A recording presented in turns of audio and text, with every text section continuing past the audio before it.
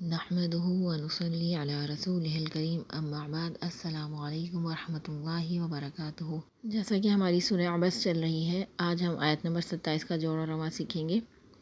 اعوذ باللہ من الشیطان الرجیم، بسم اللہ الرحمن الرحیم۔ بسم اللہ، لفظ اللہ کو باریک پڑھیں گے کیونکہ لفظ اللہ سے پہلے زیر ہے۔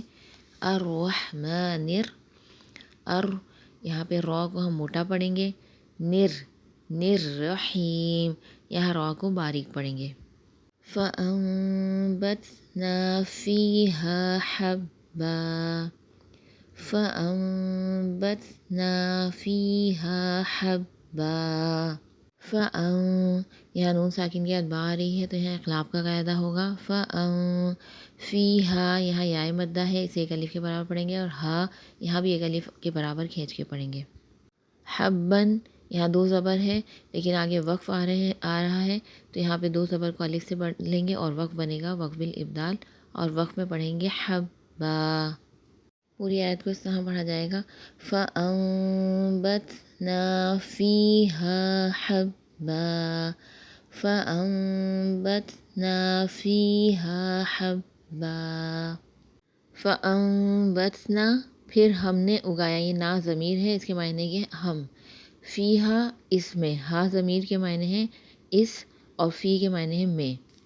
اگلی آیت ہے وَعِنَبًا وَقَضْبًا، وَعِنَبًا وَقَضْبًا۔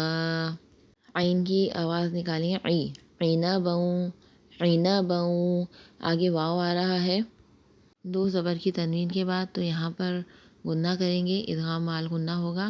عِنَبًا، عِنَبًا وَقَضْبًا، یہاں ضاد ہے، ضاد ساکن کی ادائیگی اس طرح ہوگی قضبا، قضبا۔ دو زبر ہیں آگے تو دو زبر کو ہم ایک الف سے بدلیں گے اور وقف بنے گا وقف بالابدال۔ پوری آیت کو اس طرح سے پڑھا جائے گا وَعِنَبًا وَقَضْبًا، وَعِنَبًا وَقَضْبًا۔ عربی میں واو کے معنی اور کے ہیں، اور عنبا کے معنی جو ہیں وہ انگور کے ہیں، اور قضبہ ترکاری کو کہا جاتا ہے۔ اگلی آیت ہے وَزَيْتُونًا وَنَخْلًا، وَزَيْتُونًا وَنَخْلًا۔ زیتون، یہاں پہ دو زبر کی تنوین کے بعد واو آ رہا ہے، واو مشدد، تو یہاں ادغام مال غنہ ہوگا۔